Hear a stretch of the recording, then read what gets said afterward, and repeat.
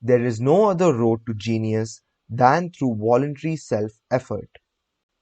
A man may attain to great heights of financial or business achievement solely by the driving force of sex energy, but history is filled with evidence that he may, and usually does, carry with him certain traits of character which rob him of the ability to either hold or enjoy his fortune. This is worthy of analysis, thought, and meditation, for it states a truth, the knowledge of which may be helpful to women as well as men. Ignorance of this has cost thousands of people their privilege of happiness, even though they possessed riches. The emotions of love and sex leave their unmistakable marks upon the features. Moreover, these signs are so visible that all who wish may read them. The man who is driven by the storm of passion based upon sex desires alone plainly advertises that fact to the entire world by the expression of his eyes and the lines of his face. The emotion of love, when mixed with the emotion of sex, softens, modifies, and beautifies the facial expression. No character analyst is needed to tell you this. You may observe it for yourself. The emotion of love brings out and develops the artistic and the aesthetic nature of man. It leaves its impress upon one's very soul, even after the fire has been subdued by time and circumstance. Memories of love never pass. They linger, guide, and influence long after the source of stimulation has faded. There is nothing new in this. Every person who has been moved by genuine love knows that it leaves enduring traces upon the human heart. The effect of love endures because love is spiritual in nature. The man who cannot be stimulated to great heights of achievement by love is hopeless, he is dead, though he may seem to live. Even the memories of love are sufficient to lift one to a higher plane of creative effort. The major force of love may spend itself and pass away, like a fire which has burned itself out, but it leaves behind indelible marks as evidence that it passed that way. Its departure often prepares the human heart for a still greater love. Go back into your yesterdays at times and bathe your mind in the beautiful memories of past love. It will soften the influence of the present worries and annoyances. It will give you a source of escape from the unpleasant realities of life, and maybe, who knows, your mind will yield to you during this temporary retreat into the world of fantasy, ideas, or plans which may change the entire financial or spiritual status of your life. If you believe yourself unfortunate because you have loved and lost, perish the thought. One who has loved truly can never lose entirely. Love is whimsical and temperamental. Its nature is ephemeral and transitory. It comes when it pleases and goes away without warning. Accept and enjoy it while it remains, but spend no time worrying about its departure. Worry will never bring it back.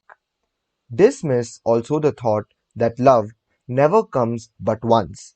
Love may come and go, times without number, but there are no two love experiences which affect one in just the same way. There may be, and there usually is, one love experience which leaves a deeper imprint on the heart than all the others, but all love experiences are beneficial except to the person who becomes resentful and cynical when love makes its departure. There should be no disappointment over love, and there would be none if people understood the difference between the emotions of love and sex. The major difference is that love is spiritual while sex is biological.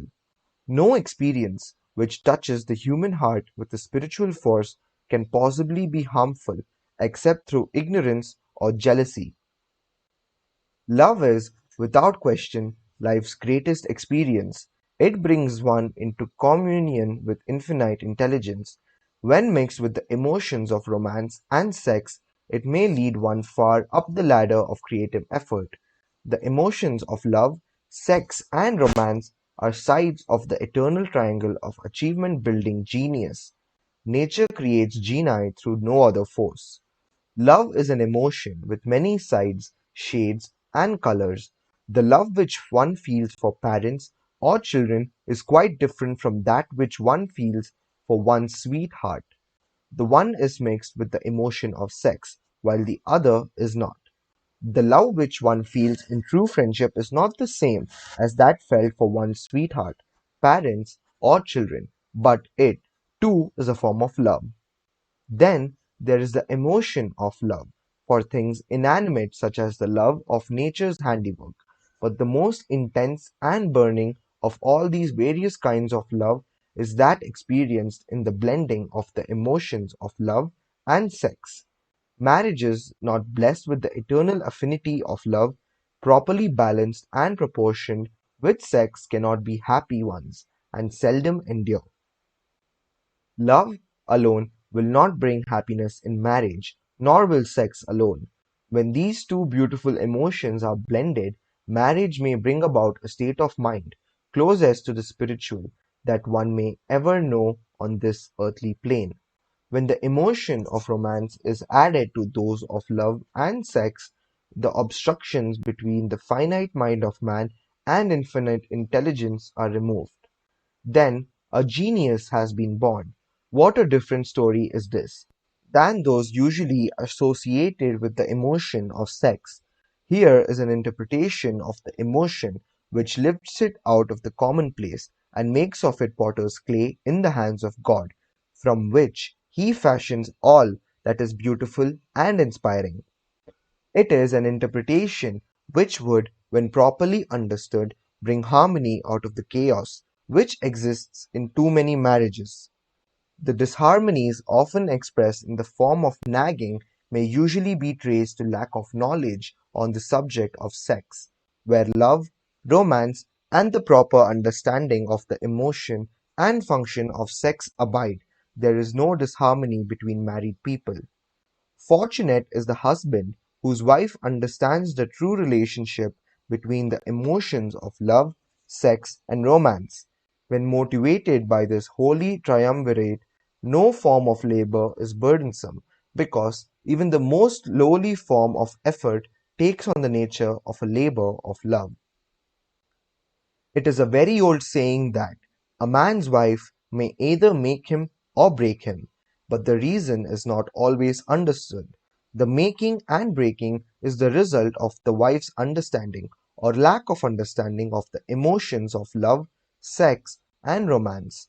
Despite the fact that men are polygamous by the very nature of their biological inheritance, it is true that no woman has as great an influence on a man as his wife, unless he is married to a woman totally unsuited to his nature. If a woman permits her husband to lose interest in her and become more interested in other women, it is usually because of her ignorance or indifference towards the subjects of sex, love, and romance. This statement presupposes, of course, that genuine love once existed between a man and his wife. The facts are equally applicable to a man who permits his wife's interest in him to die. Married people often bicker over a multitude of trivialities. If these are analyzed accurately, the real cause of the trouble will often be found to be indifference or ignorance on these subjects. Man's greatest motivating force is his desire to please women. The hunter who excelled during prehistoric days before the dawn of civilization did so because of his desire to appear great in the eyes of women. Man's nature has not changed in this respect. The hunter of today brings home no skins of wild animals, but he indicates his desire for her favor by supplying fine clothes, motor cars, and wealth. Man has the same desire to please women that he had before the dawn of civilization. The only thing that has changed is his method of pleasing. Men who accumulate large fortunes and attain to great heights of power and fame do so mainly to satisfy their desire to please women. Take women out of their lives, and great wealth would be useless to most men. It is this inherent desire of man to please women which gives women the power to make or break a man.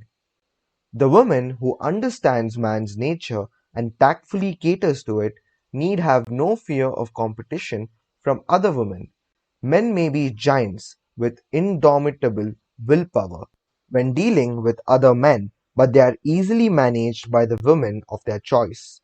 Most men will not admit that they are easily influenced by the women they prefer, because it is in the nature of the male to want to be recognized as the stronger of the species. Moreover, the intelligent woman recognizes this manly trait and very wisely makes no issue of it.